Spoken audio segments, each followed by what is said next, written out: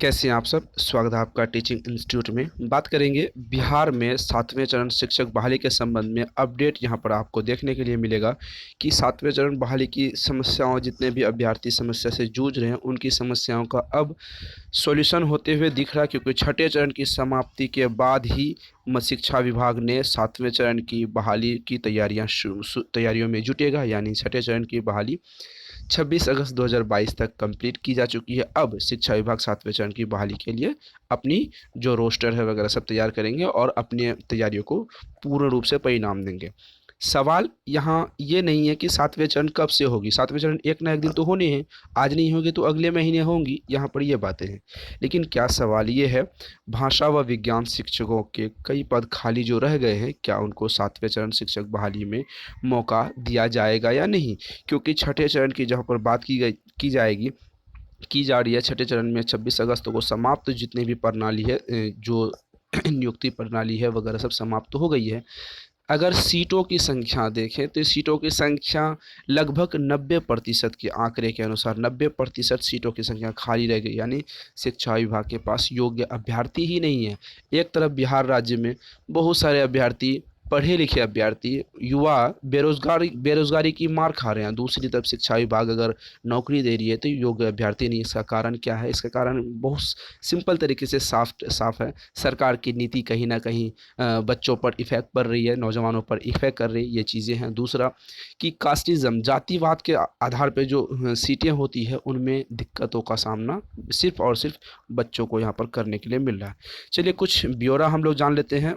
राज्य सरकार ने 9,360 उच्च माध्यमिक और माध्यमिक और उच्च माध्यमिक में 32,714 पदों पर 3 साल से प्रक्रिया चल रही है, जिसमें 2 बार शेड्यूल जारी कर दिया है। 26 अगस्त को 300 नगर निकायों में नियोजन प्रक्रिया कंप्लीट कर ली गई है, जिसमें से हाई स्कूल, +2 विज्ञान गणित भारी तादाद में शिक्षकों की यहाँ पर कमी देखने के लिए मिली। यानी कि जो काउंसलिंग है वहाँ पर बच्चे पहुँचे ही नहीं। कहाँ पर नहीं पहुँचे, कितने बच्चे नहीं पहुँचे, आप यहाँ पर एक डेटा देख सकते हैं। नौजवानों की बेरोजगारी पर सवाल उठ रहा है।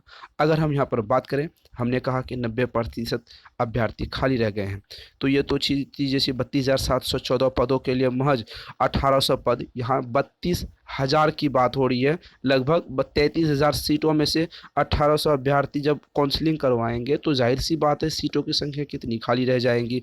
उसके बाद 13,325 सीटों में से सिर्फ 1,400 अभ्यर्थियों को वहाँ पर नियुक्ति पत्र दिया गया। योग्य अभ्यर्थी, सरकार का कहना है, राज्य सरकार का योग्य अभ्यर्थी हमारे पास है नहीं।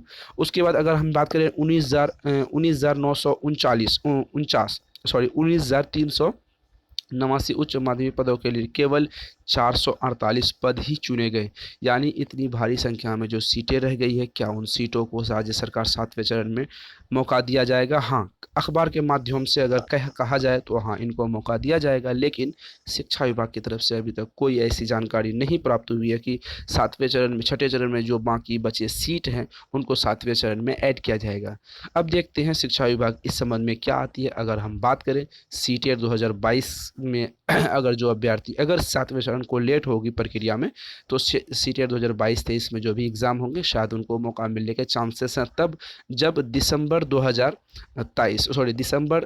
2023 में 7वें चरण शिक्षक बहाली का शेड्यूल जारी होगा।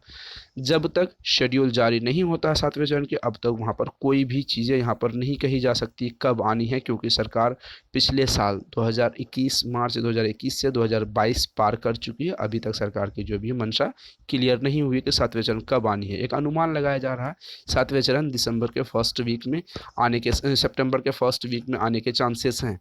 अनुमान है, कोई कंफर्म नहीं है। राज्य सरकार खुद अभी तक इस बारे में कोई जानकारी आपको या हमें नहीं दी गई है। जैसी कोई नई अपडेट आती है हम आपको टाइम टू टाइम अपडेट देते रहेंगे।